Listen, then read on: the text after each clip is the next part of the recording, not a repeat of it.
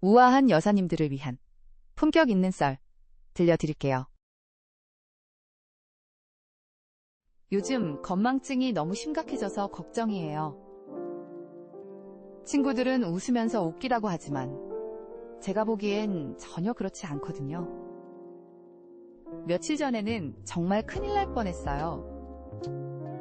아침부터 정신없이 바빴는데 은행에 급하게 가야 할 일이 생겼어요. 서둘러 집을 나서는데 현관문 비밀번호가 생각이 안 나는 거예요. 평소에도 자주 겪는 일이라 식은땀을 흘리면서 도고 생각나겠지 하고 기다렸죠.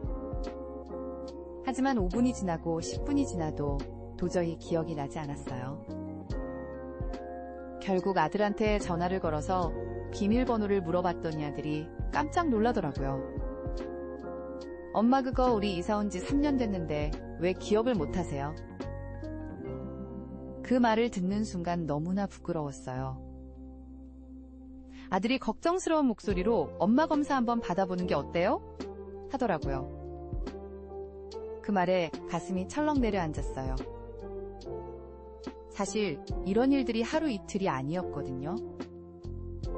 지난주에는 친구와 점심 약속이 있어서 식당에 갔다가 핸드폰을 두고 온 줄도 모르고 집에 왔어요.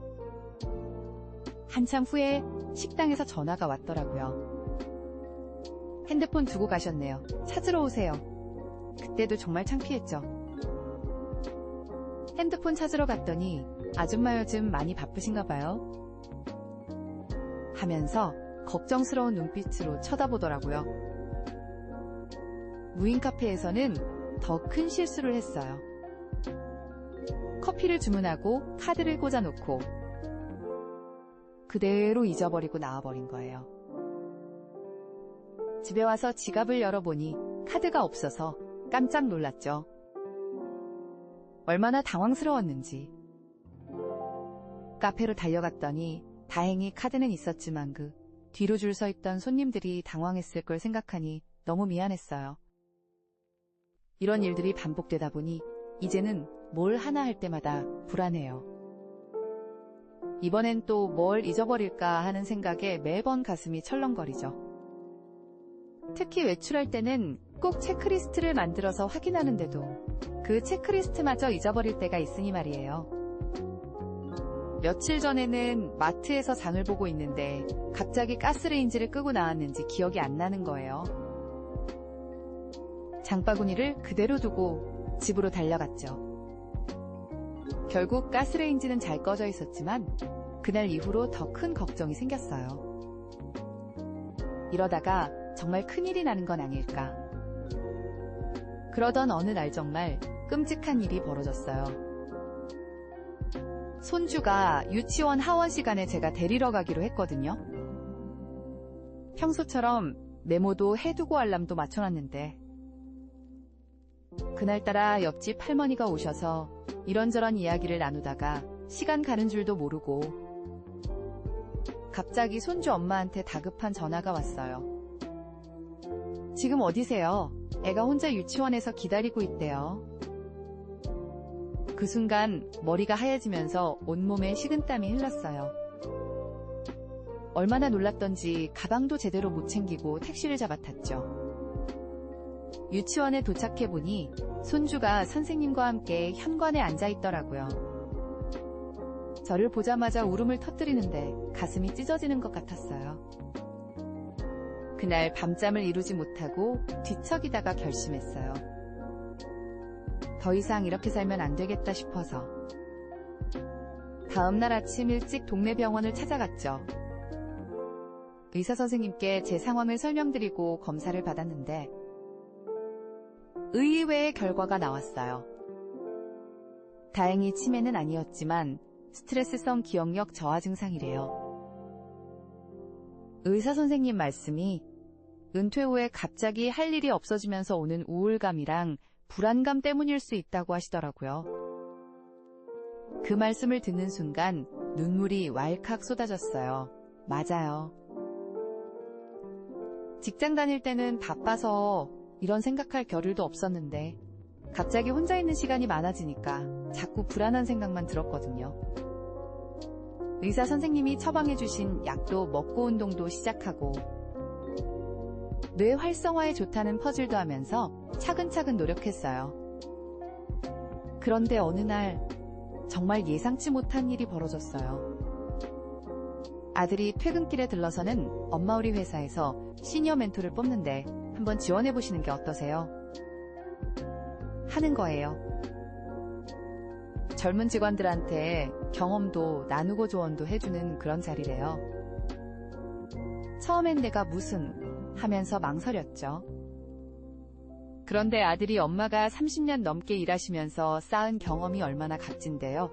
그걸 나누면 좋지 않을까요? 하는데 갑자기 가슴이 뭉클해지면서 뜨거워지는 거예요. 면접을 보러 가는 날 아침부터 너무 긴장돼서 손에 땀이 났어요. 그런데 면접장에 들어서는 순간 믿기지 않는 광경을 목격했죠. 면접관 중 한 분이 제가 20년 전에 같이 일했던 후배더라고요. 그 후배가 저를 보자마자 벌떡 일어나더니 아니 김 팀장님 하면서 반갑게 인사를 하는 거예요. 옛날 이야기가 술술 나왔죠. 그 자리에서 제가 했던 일들 어려운 프로젝트를 해결했던 경험들을 이야기하다 보니 그동안 잊고 있었던 기억들이 하나둘씩 되살아나더라고요. 그때 깨달았어요. 제가 정말 열심히 살아왔구나 하는 걸요. 다행히 멘토로 선발이 됐어요. 일주일에 2번 젊은 직원들과 만나서 이야기를 나누는데 신기하게도 건망증이 점점 좋아지는 게 느껴지더라고요. 아마도 규칙적인 생활과 새로운 자극 덕분이었나 봐요. 특히 젊은 친구들이 제 경험담을 경청하면서 메모하고 질문하는 모습을 보면서 가슴이 뿌듯해졌어요. 제 이야기에 귀 기울여주는 것만으로도 감사한데 선배님 덕분에 힘이 났어요. 이런 관점은 생각도 못했네요. 하면서 고마워하는 모습을 보면 더 힘이 나요.